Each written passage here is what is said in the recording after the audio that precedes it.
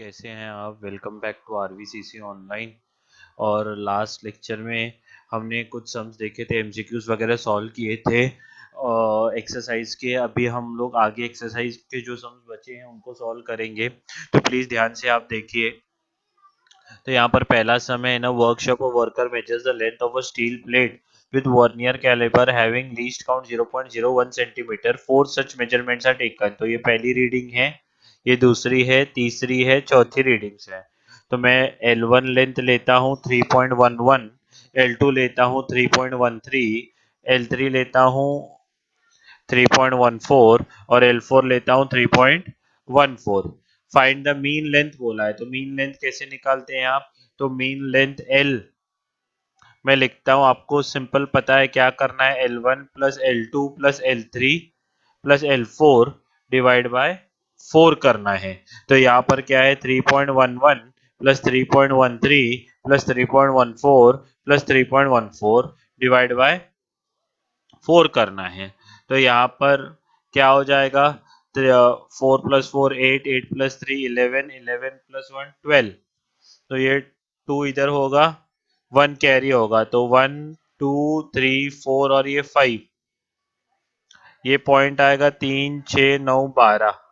तो 12.52 divide by 4 है, तो 4 1 जा 4 3 जा 12 हो जाएगा, 4 1 जा 4 होगा।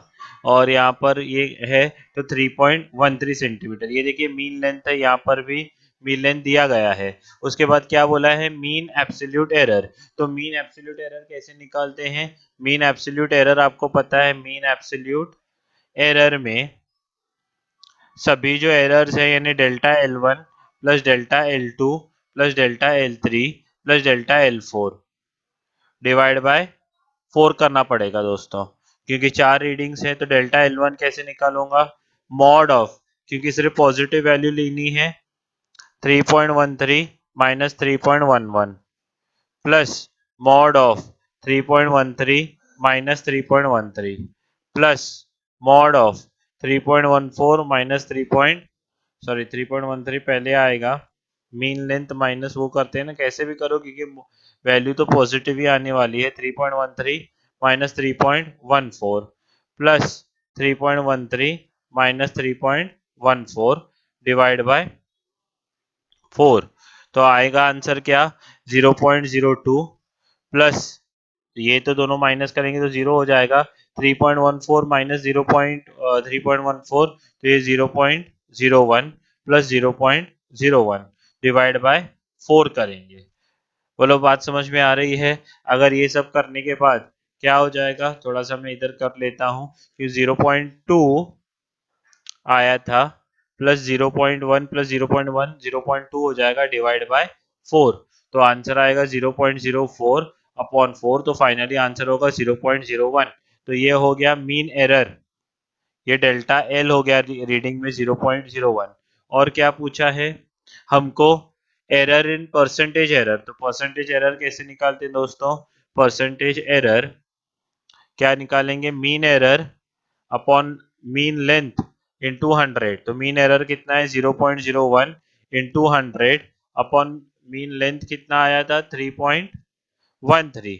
तो ये 3.13 डिवीजन में होगा। अगर आप ध्यान से देखोगे तो ऊपर नीचे ये क्या हो जाएगा, ये 1 हो जाएगा, ऊपर भी पॉइंट निकालेंगे और नीचे भी 2 नंबर के बाद पॉइंट निकालेंगे। और ये 100 तो है, तो 100 अपॉन 313, इसको अगर आप कैलकुलेट करोगे 100 अपॉन 313 को, तो 100 डिवाइड बाय 313, तो आंसर आएगा 0.3194 परसेंटेज, 0.3194 परसेंटेज तक आंसर आएगा। बोलो बात समझ में आ रही है।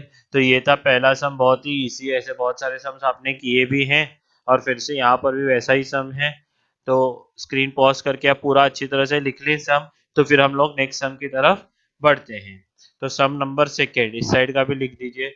सम नंबर सेकेंड में क्या बोला है, find the percentage error in kinetic energy of the body of mass. तो मास कितना है, 60 प्लस और माइनस 0.3 दिया गया है के जी। ठीक है, 60 प्लस और माइनस के जी में होगा। With a velocity 25। अच्छा, इन्होंने भी वो भी ग्राम में दिया है, ये भी ग्राम में, दोनों सीजीएस में दिए हैं। ओके, ग्राम। और ये क्या है, 0.1 सेंटीमीटर पर सेकेंड। मतलब बात समझ में आ रही है। अभी हमको सिर्फ परसेंटेज एरर पूछा है, तो परसेंटेज एरर, तो काइनेटिक एनर्जी का फॉर्मूला होता है हाफ mv²। तो हाफ में तो कोई एरर नहीं होगा, आपको पता है दोनों मल्टीप्लाई में है। तो मल्टीप्लाई में हम लोग क्या करते हैं, delta kinetic energy means error in kinetic energy upon total kinetic energy equal to क्या हो जाएगा, मास एक बार है तो डेल्टा एम अपॉन एम होगा, plus delta V upon V, क्योंकि स्क्वायर है इसको 2 से मल्टीप्लाई करना पड़ेगा। बोलो बात समझ में आ रही है। तो डेल्टा एम कितना है, 0.3 अपॉन 60 प्लस 2 टाइम्स इसका कितना है, 0.1 अपॉन 25, इजंट इट। अगर परसेंटेज एरर निकालना है तो ये क्या होगा, kinetic delta kinetic energy upon kinetic energy into 100, यानी जो भी error upon total kinetic energy into 100। तो इसको पूरे को हमको क्या करना पड़ेगा, दोनों को 100 से मल्टीप्लाई करना ही पड़ेगा, तो ये 60 हो जाएगा, प्लस ये 0.2 दोनों का अपॉन 25 इंटू 100। परसेंटेज एरर इधर भी देखिए निकालना है, डेल्टा एल अपॉन एल, तो यहाँ delta kinetic energy upon kinetic energy, यही है परसेंटेज एरर। ये परसेंटेज एरर है जो अभी निकाल रहे हैं हम लोग। इधर जगह नहीं है इसलिए मैं लिख रहा हूँ। तो जीरो ने जीरो को मार दिया, ये क्या होगा, 0.3 इंटू 10, 3 होगा। तो ये क्या हो जाएगा, 3 वन जा 3 टू जा, यानी हाफ बचेगा। और इधर क्या है, 25 वन जा 25 फोर जा, ये हाफ बचा है, हाफ यानी क्या, 0.5। और ये 0.2 इंटू 4 यानी 0.8। ये कैलकुलेशन पार्ट तो अभी आप बड़े हो, सिंपल 1.3 परसेंटेज आएगा, यहाँ पर भी है। तो ये जो है सेकेंड सम है, प्लीज स्क्रीन पॉज करके आप अच्छी तरह से कर लें, तो फिर हम लोग थर्ड सम की तरफ बढ़ते हैं। ये तो पहले वाला सम है, यहाँ का सिंपल सम है काइनेटिक एनर्जी का, पहले भी हमने लेक्चर में किया था। अगर जिसने लेक्चर नहीं देखा है तो वो लेक्चर ध्यान से देख सकते हैं। उसके बाद नेक्स्ट है सम नंबर 8, यानी हमारा आज का सम नंबर 3। यहाँ पर ओम रेजिस्टेंस दिए हैं 1 2 3 4, फिर से वही करना है। इसको रेजिस्टेंस 1 लिखता हूँ 6.12, रेजिस्टेंस 2 लिखता हूँ 6.22, रेजिस्टेंस 3 लिखता हूँ 6 अच्छा ये जीरो ये था ना 6.09, और रेजिस्टेंस 4 लिखता हूँ 6.15। थोड़ा रीडिंग ऊपर नीचे, या तो इसको आप 3 मानो और इसको 2। तो सबसे पहले क्या बोला है, फाइंड कैलकुलेट एब्सोल्यूट एरर। तो एब्सोल्यूट एरर कैसे निकालेंगे, मीन एब्सोल्यूट एरर की बात की गई है, तो पहले तो मीन वैल्यू निकालना पड़ेगा। तो मीन वैल्यू निकालने के लिए क्या करना पड़ेगा, 6.12 plus 6.09 plus 6.22 plus 6.15 divide by 4 करना पड़ेगा। तो ये क्या है, पॉइंट के बाद 12 और 9 21, 21 और 22 43, 43, 43 प्लस 15, 43 प्लस 15 होगा 50, 43 प्लस 15 58, बराबर है ना। 15 और 22 37, 37 46, 46 और 12 58, और 6 12 18 24, तो 24 डिवाइड बाय 4। तो 4 वन जा 4 6 जा 24, फिर 4 वन जा 4, 4 4 जा 16, 2 बचेगा। तो क्या हो जाएगा, 4 5 जा 20, तो 6.145 ये क्या हो जाएगा, मेरा आंसर हो जाएगा 6.145, ये मीन वैल्यू होगी। अच्छा, ये मीन वैल्यू मिलने के बाद हमको क्या करना है, मीन एरर निकालना है। मीन एरर या एब्सोल्यूट एरर जिसको बोलते हैं, वो एब्सोल्यूट एरर कैसे निकालते हैं, एब्सोल्यूट एरर हमको सब में एरर ढूंढना पड़ेगा। एब्सोल्यूट एरर कैसे निकालेंगे, delta R1 plus delta R2 plus delta R3 plus delta R4 divide by 4 करना पड़ेगा।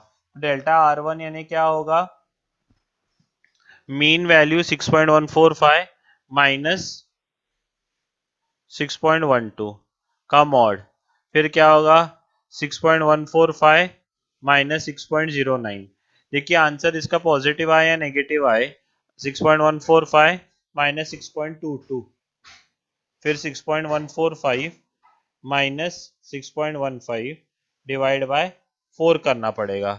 तो ये क्या होगा, 6.125 6.145 माइनस 6.12, तो पहला आएगा 0.025, पहला आएगा 0.025, दूसरा जो है वो है 6.125 6.145 माइनस 6.09, तो ये क्या है 0.055। नेक्स्ट है 6.145 माइनस 6.22, तो इसका 0.075 आता है, 0.075 प्लस 6.145 माइनस 6.15, तो ये आएगा 0.005 अपॉन 4, तो क्या होगा लास्ट में, तो 5 10 15 20, तो ये 2 है, तो 4 9 9 प्लस 7 16 यानी यहाँ 6 आएगा, और ये 1 है, और ये पॉइंट अगर 4 से डिवाइड करोगे तो 0.04 ओहम आएगा। तो पहला आंसर एकदम सही आया है। उसके बाद क्या बोला है, रिलेटिव एरर। रिलेटिव एरर में क्या करना है हमको, रिलेटिव एरर में error absolute error upon mean value निकालनी है। एब्सोल्यूट एरर 0.04 है, मीन वैल्यू है 6.145, तो अगर आप दोनों को, मीन वैल्यू 6.145 है ना, दोनों को डिवाइड करोगे 0.04 डिवाइड बाय 6.145, तो आंसर कितना आएगा 0.0065, 4 नंबर तक 0.0065, ये रिलेटिव एरर हो गया। और परसेंटेज एरर निकालना होगा, तो परसेंटेज क्या होता है, रिलेटिव एरर इंटू 100 होता है, तो ये क्या होगा 0.0065 इंटू 100 करूंगा, तो ये क्या होगा 1 2 यानी 0.65 परसेंटेज एरर होगा। बोलो बात समझ में आ रही है। तो ऐसे सिंपल सिंपल सम्स हैं, वो आपको क्या करना है, स्क्रीन पॉज करके पहले ये लिख लीजिए, फिर नेक्स्ट में हमको ये लिखना है। बोलो बात समझ में आ रही है।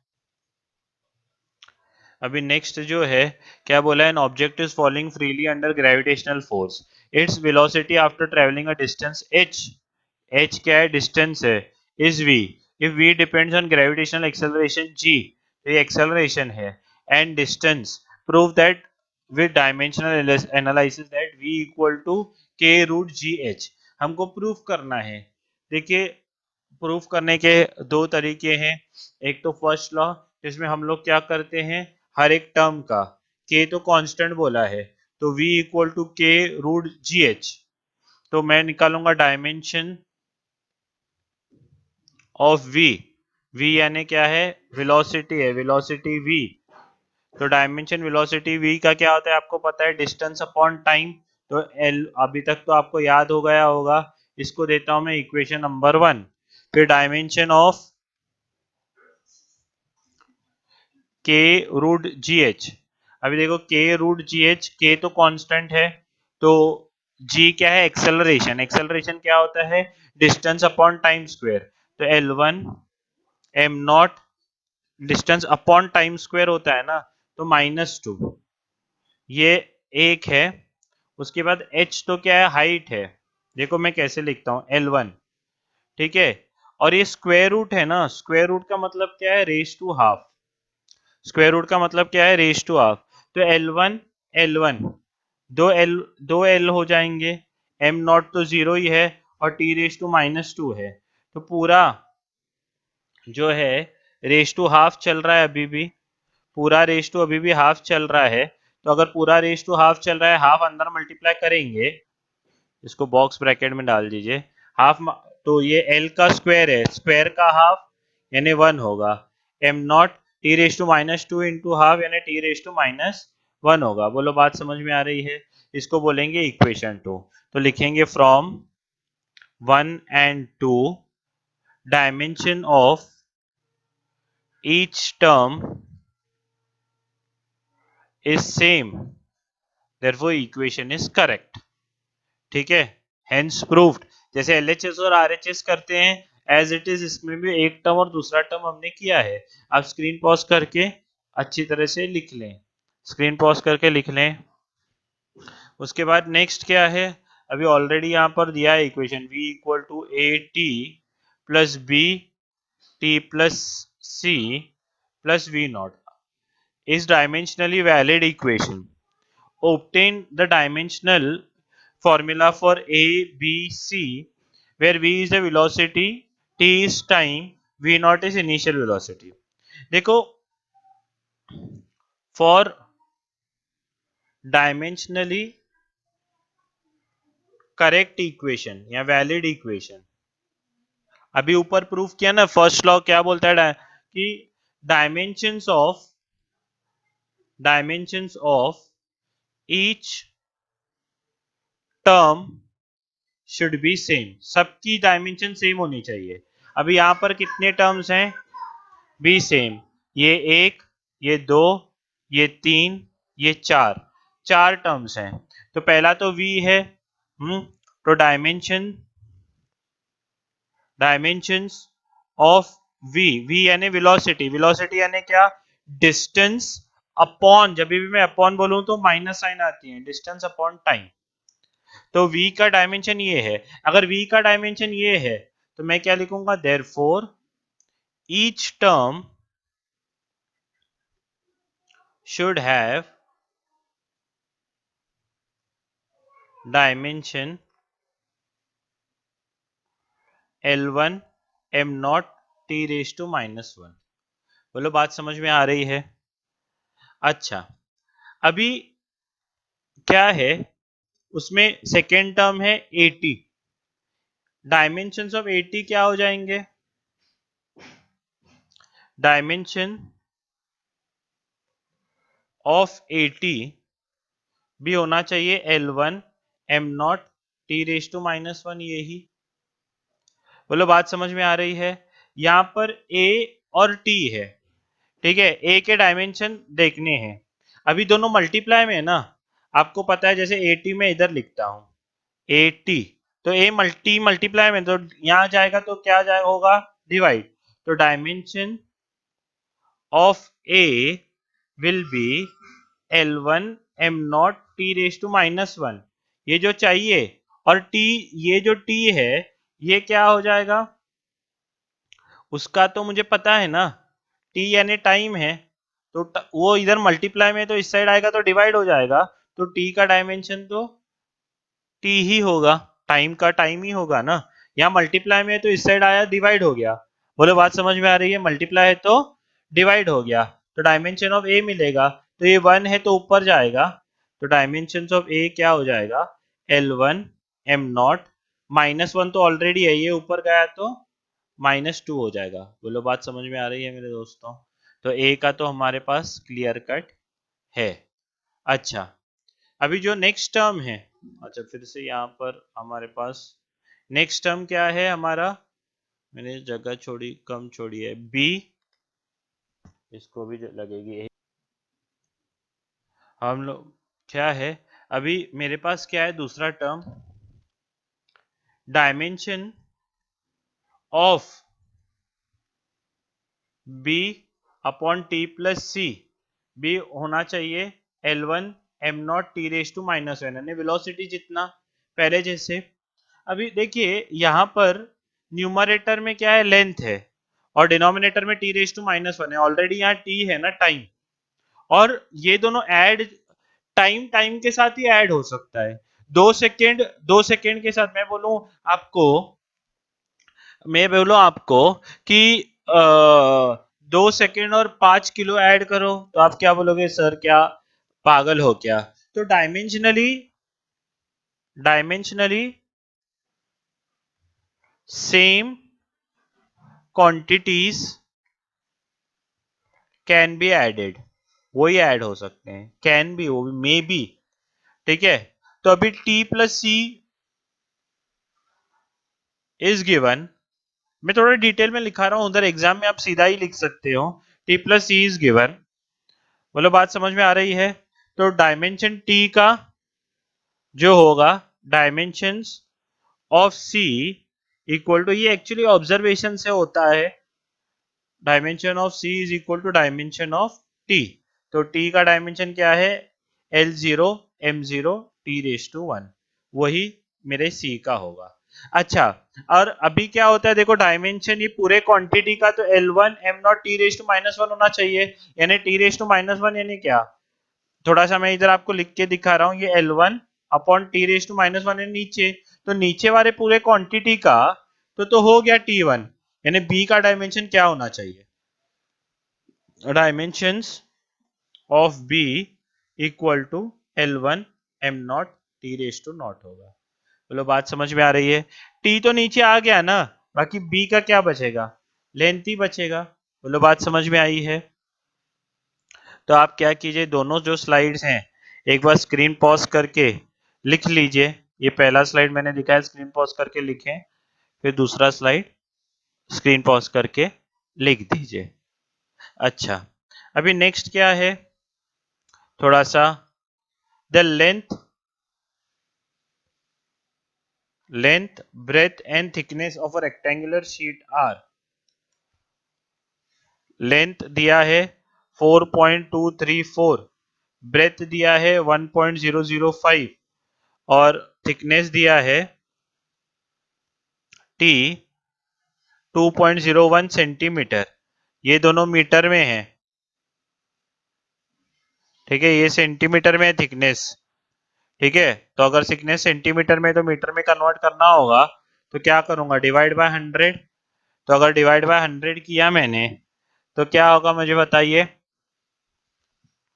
क्या होगा, डिवाइड बाय 100 करूंगा तो ये 0 पॉइंट, ये पॉइंट इधर आएगा और एक 0.0201 आएगा। ठीक है, क्या बोला है, give area and volume of the sheet to correct significant values. तो एरिया क्या होगा, एरिया तो लेंथ इंटू ब्रेथ होगा, तो पहले तो एक्चुअली में 4.34 इंटू 1.005 है, तो दोनों को मल्टीप्लाई करूंगा तो 4.234 इंटू 1.005, तो आंसर आता है 4.255 में आपके दिखाने के लिए, एक्चुअली ये तो आप रफ में मल्टीप्लाई करोगे, देखो इसके पास चारों नॉन जीरो है, तो चार सिग्निफिकेंट फिगर्स हैं, इसके पास भी 1 सिग्निफिकेंट है, 5 सिग्निफिकेंट है और बीच में 2 जीरो स्ट्रैप्ड है, तो इसके पास भी 4 सिग्निफिकेंट है। तो जो भी मुझे आंसर देना पड़ेगा वो सिग्निफिकेंट फिगर्स में, 4 सिग्निफिकेंट फिगर्स में देना पड़ेगा।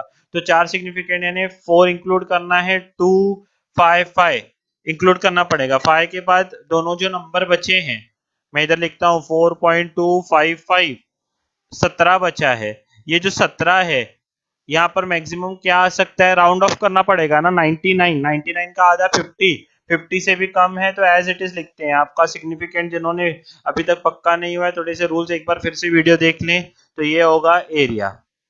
बोलो बात समझ में आ रही है? फिर आते हैं वॉल्यूम पे, वॉल्यूम क्या होगा, length into breadth into height.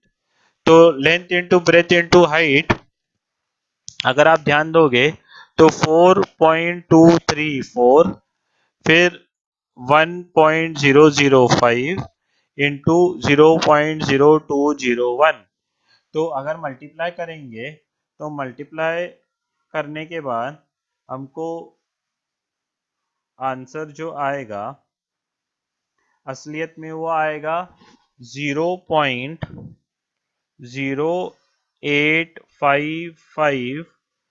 मैं पूरा आंसर लिख रहा हूँ आपको, एक्चुअली ये रफ में लिखना है आंसर, और सिग्निफिकेंट वैल्यू का ही आंसर इधर लेके आना है, इतना बड़ा आएगा। अच्छा, इसमें सिग्निफिकेंट नंबर बताइए आप कितने हैं, 4, एक चारों नॉन जीरो हैं, इसमें भी 4, पर इसमें देखो पहले वाले जीरोस तो दो काउंट ही नहीं होंगे, क्योंकि अभी सिग्निफिकेंट चालू होने के बाद बोला है ना, पहला नॉन जीरो नंबर 2 है, याद है आपको सिग्निफिकेंट का रूल।